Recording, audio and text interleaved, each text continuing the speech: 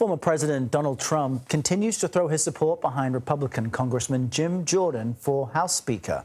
While attending his civil fraud trial here in New York City yesterday, he said Jordan, quote, loves our country. The chair of the House Judiciary Committee is a key ally of the former president.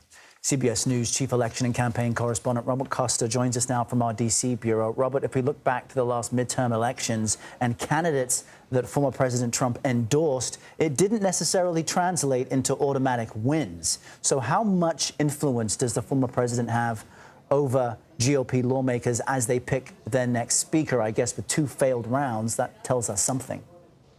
It's limited influence for former President Donald Trump. He gave Jordan his endorsement, but in the world of internal House GOP politics, that only takes you so far. In a primary race, so many of these Republicans, especially in ruby red districts, they want the Trump endorsement. But in a speaker race where so much of the voting and the dynamics happen behind the scenes, it carries weight, but only so far. And for Jim Jordan, it looks like it hasn't been enough to give him the political capital he needs to secure those necessary 217 votes to become the next Speaker of the House.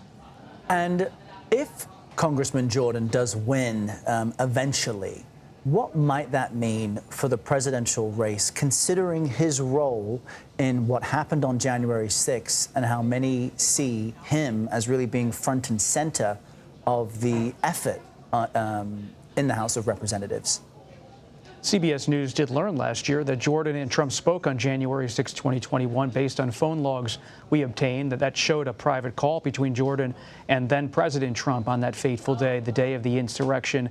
Jordan has been relatively coy, to say the least, in recent years about what exactly transpired that day in terms of his conversations with Trump.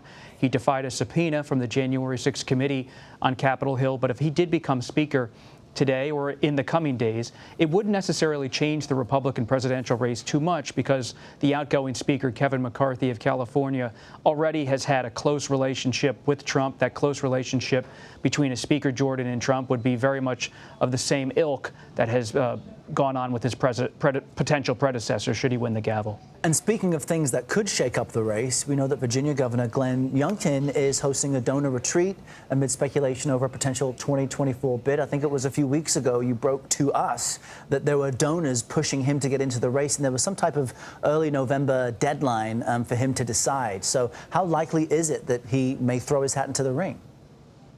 Governor Youngkin still faces many logistic hurdles should he decide to move toward a Republican presidential run. And at this point, my sources tell me that he's not moving toward it. He hasn't totally ruled it out, though. A big decision point will come on November 7th of this year, in just a few weeks, when Virginia holds its off-year legislative elections. Should Republicans, supported by Youngkin, win in the state legislature and pick up majorities in the state Senate, in the Assembly in Virginia, that could provide Youngkin with an opening to really seriously consider, in a fresh way, a presidential run. But that's a big if, because Democrats are mounting their own major race and effort in Virginia that's playing out over the next few weeks. But that hasn't stopped Youngkin from hearing out some of the biggest Republican donors in the country, some of them in Virginia Beach today. Our colleague Olivia Rinaldi has been covering that Red Vest retreat, named after the red vest Youngkin wore so often in his 2021 gubernatorial bid. All right.